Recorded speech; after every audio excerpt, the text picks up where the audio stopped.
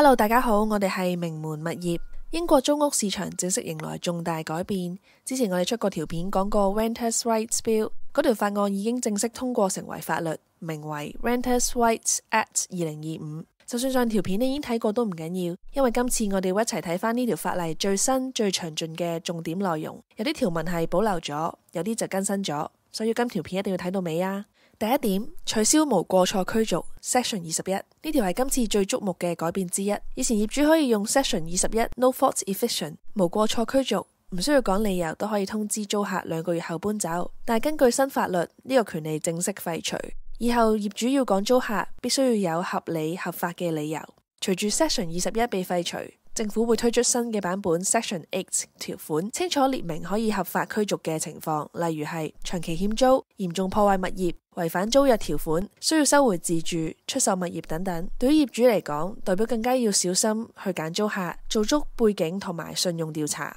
確保租約條款寫得清楚，同時保存好所有嘅記錄同埋證據，以備不時之需。我哋名門物業喺呢一方面為業主去審查同埋篩選租客係做得好徹底，因為我哋相信只要第一步做得好，日後可以防止好多不必要嘅麻煩同埋損失。第二點，取消固定租約，改為周期性租約。新法例會取消固定期限租約，例如係6個月或者係1年嘅租約，全部改為周期性租約 Periodic Tenancy。租客只需要提前2個月通知就可以隨時搬走。對於業主嚟講，代表收入嘅預測會變得更加難，有機會增加空置期，需要更加靈活咁樣去管理租務。所以我哋建議業主要提升租客嘅滿意度，保持良好嘅關係，提供乾淨安全嘅居住環境，咁樣租客自然會住得耐啲，減少流失率。第3點，限制租金加幅 Renters' Rights Act 清楚列明1年內只可以加租1次，業主要至少提前2個月去通知租客。租客有權向租務仲裁法庭 Tribunal 提出異議，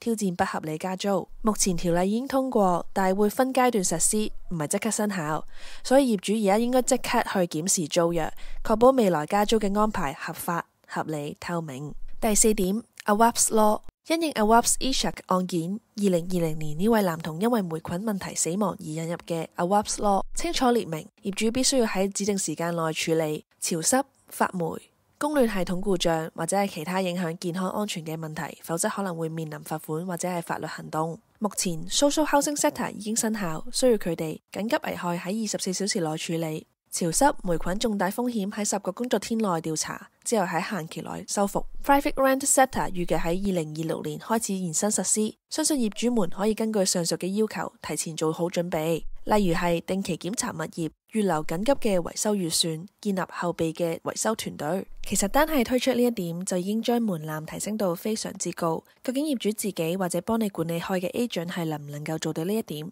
業主應該盡快去做出審視，因為到真正實施嘅時候先發現達唔到呢個要求就已經太遲啦。我哋名門物業喺呢一方面能夠做到保證，因為我哋有專門嘅同事同埋維修團隊去跟進房屋嘅問題。以往都有唔少租客聯絡過我哋幫忙跟進房屋內嘅問題，我哋會根據情況嚴重性嚟安排。最緊急嘅情況同時係可以即日嚟到跟進並處理，而且我哋一直同業主同埋租客有緊密嘅聯繫同埋溝通，所以喺呢方面揾我哋嘅話可以話係非常放心。第5點，私人租賃業主登記制度。新法例會建立一個全國性嘅 Private Landlord Database， 所有出租物業都要登記，業主要提供自己同埋物業嘅資料，並且達到 Decent Home Standards 良好居住標準。未登記或者唔合規嘅業主可能會被罰款，甚至係被禁止出租。如果你冇時間處理登記或者係法規嘅問題，可以考慮下揾專業嘅物業管理公司幫手，例如係我哋名門物業，一站式幫你確保合規。第6點，寵物權利與租客平等。新法例同時引入租客飼養寵物嘅新權利，租客有法律權利要求飼養寵物，業主不得無理拒絕，但業主可以要求租客購買合適嘅 Pet Insurance， 檢查寵物種類、物業適配性，如果造成實際嘅損壞呢，可以依租約索償。建議業主出租之前預先制定寵物政策 Pet Policy， 寫清楚責任分工同埋保險要求。第7點，禁止租金競價，業主同埋中介唔可以接受高於廣告價嘅出價，令到租務市場更加公開透明。第8點，禁止租客歧視，不得拒租或者係區分租客基於領取福利、有小朋友或者係其他唔合理嘅社會因素。建議喺廣告用字要注意，唔可以再出現 no benefit 或者係 no kids 之類嘅描述。第9點，私人租賃業主申訴專員，佢哋將會設立獨立申訴專員去仲裁租客同埋業主之間嘅糾紛。違規嘅業主可能需要補償租客或者係面臨罰款。Renters' Rights Act 2025已經係今年嘅10月27日正式通過，預計今年底至到26年初逐步生效，即係改變咗整個英國租屋市場嘅生態。整個市場將會變得更加透明、更有保障，同時對於業主嘅要求更加高。但其實長遠咁睇都係有助提高租務質素。如果你係業主，最好就而家開始準備；如果你係租客嘅話，都可以清楚知道自己有啲咩新保障啦。今條片就去到呢度啦。如果你喺英國有關於任何買賣出租、房屋管理同埋裝修嘅問題，歡迎留言或者 send 個 message 話俾我哋聽啊。仲有記得俾個 like、share 同埋 subscribe 我哋名門嘅 channel。我哋下次再見，拜拜。